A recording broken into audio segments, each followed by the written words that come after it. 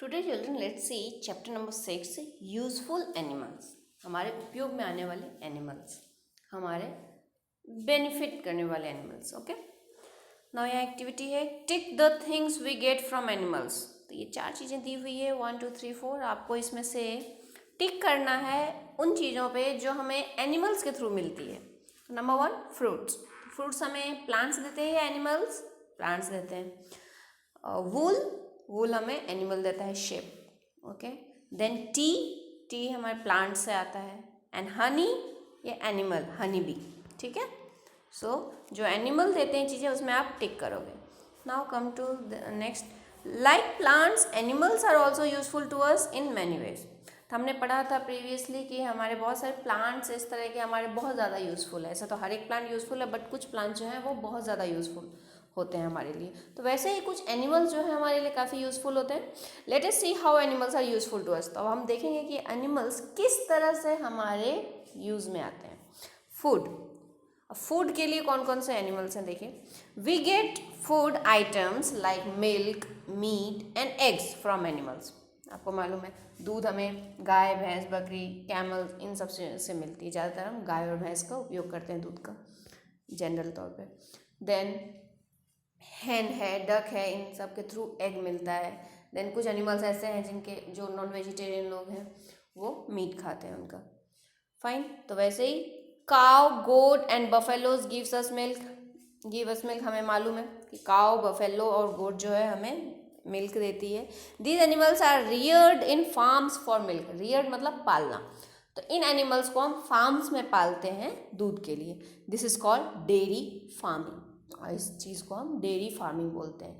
दूध के लिए एनिमल्स को पालना, उसको हम डेयरी फार्मिंग कहते हैं.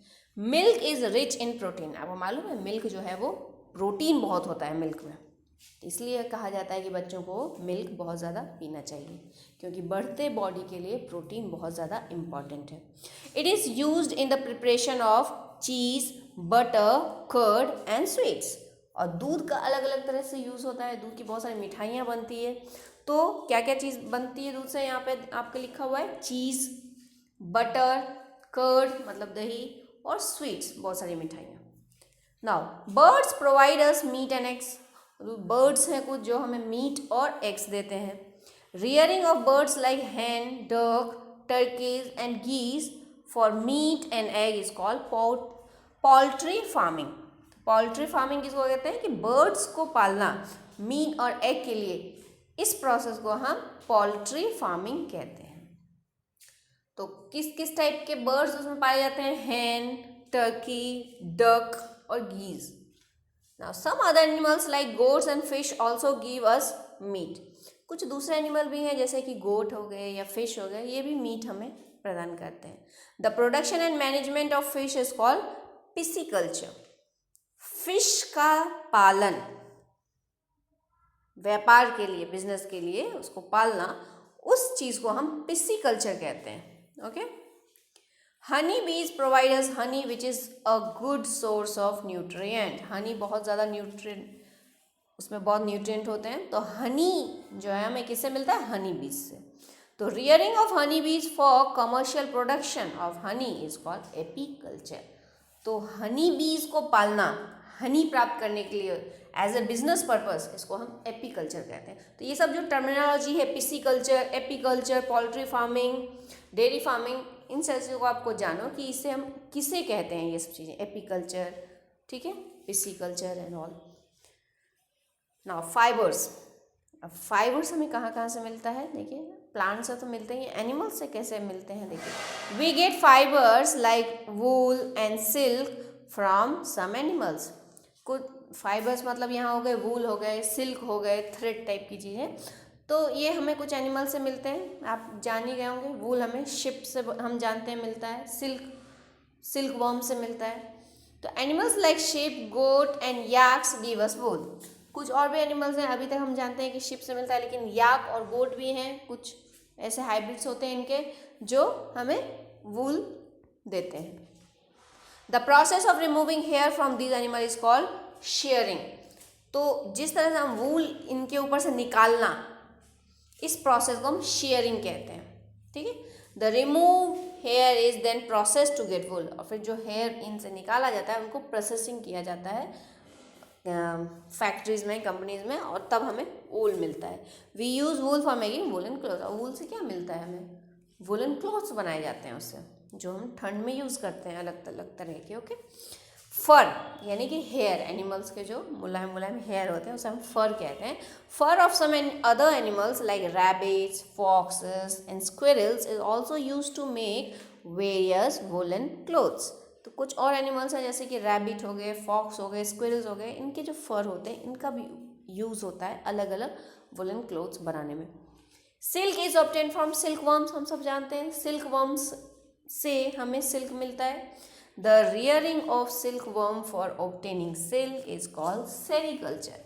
तो सिल्क वर्म को पालना सिल्क प्राप्त करने के लिए एज ए बिजनेस मोटिव, उसे हम सेरीकल्चर कहते हैं. Silk worm leave on mulberry plants. Silk worm की खासियत है कि वो मलबरी प्लांट्स, अलग एक प्लांट होता है मलबरी जिसका नाम है, मलबरी प्लांट पे ही वो रहते हैं. उन जब बच्चा होता है, उनका कैटरपिलर होता है जो, तो वो ये मलबरी लीव्स खा खा के ही बड़ा होता है. And feed on it's leave. ठीक है, यहीं रहते हैं और यही पत्ते इसी के खाते हैं वो. During its life cycle silk worm spins a silk thread on a shell around itself called cocoon. ये कोकून ही होता है जिससे हमें सिल्क मिलता है. तो अपना जो उसकी लाइफ होती है सिल्क वर्म की, वो कैटरपिलर बनने के बाद जब वो बहुत सारा खाना खा लेता है, उसके बाद क्या करता है, वो अपने चारों तरफ एक दीवार बनाने लगता है, गोल गोल गोल पूरा थ्रेड से.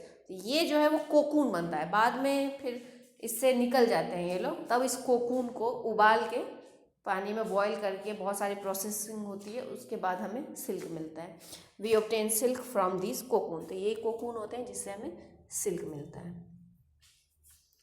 Now other valuable products. अब दूसरे और क्या क्या प्रोडक्ट, अब यहाँ देखिए, यहाँ सिल्क वर्म का लाइफ साइकिल दिया हुआ है. कैसे? द एडल्ट सिल्क मॉथ, जो सिल्क बड़ा उसका जीव है उसको हम सिल्क मॉथ बोलेंगे.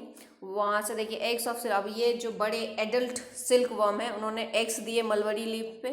फिर क्या हुआ, ये एग्स से लार्वा निकला. आप कैटरपिलर एक कॉमन लैंग्वेज में बोल सकते हो. लार्वा, यहाँ लार्वा हुआ वो, मतलब एकदम जस्ट एग फोड़ के जो निकला हुआ हो लार्वा. उसके बाद क्या है, वो थोड़ा थोड़ा बड़ा होगा, मैच्योर होगा, प्यूपा में कन्वर्ट होगा. और प्यूपा फिर जो है अपनी चारों तरफ जो है वो एक थ्रेड का वॉल बनाएगा जिसे हम कोकून कहते हैं. बाद में इस कोकून से वो जीव जो है वो निकल जाएगा. तो जो कोकून खाली बचता है उसको फिर बस बॉयल करके फिर उसको सिल्क उससे बनता है. देखिए ये पूरा प्रोसेस दिया हुआ है अपना. ठीक है. तो अदर वैल्यूएबल प्रोडक्ट्स. अब दूसरे क्या क्या प्रोडक्ट्स हैं valuable?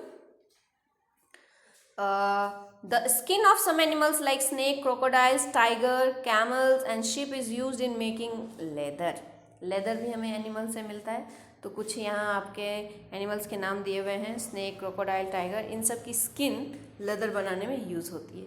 This leather is use to make bags, shoes, jackets and belt. और लेदर का फिर अलग अलग यूज़, बैग हो गए, शूज़ हो गए, बेल्ट्स हो गए, इन सब बनाने में यूज़ किया जाता है. Ivory is obtain from elephant tusk. हाथी दांत का नाम सुना है ना आपने, बहुत महंगे बिकते हैं, ये बहुत प्रीशियस होते हैं. तो ये जो हाथी के दांत होते हैं, बाहरी दांत जो होते हैं, वो आइवरी बोलते हैं इसे. आइवरी इससे मिलता है. It is use for making decorative items. तो इसका काम डेकोरेटिव आइटम्स बनाने में किया जाता है.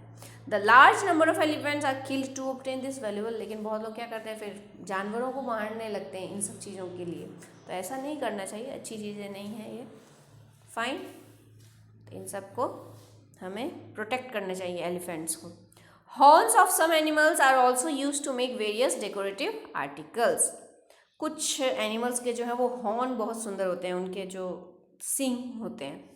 तो उन सब चीज़ का भी यूज़ होता है किसी किसी जानवरों के डेकोरेटिव आइटम्स बनाने में. लैक. अब ये लैक, जिसको हिंदी में लाख कहते हैं, lac is obtain from lac insect. ये अलग तरह की एक इंसेक्ट है, लैक इंसेक्ट ही है, उससे बनता है lac. It is use in making of cosmetic and dyes. Lac का यूज़ बैंगल्स बनाने में, दूसरे कॉस्मेटिक आइटम्स बनाने में. डाई जो होता है, कुछ कलर्स इस तरह के होते हैं जिसमें लाख का यूज़ किया जाता है. एनिमल ड्रग इज़ यूज्ड इन गोबर गैस प्रोडक्शन.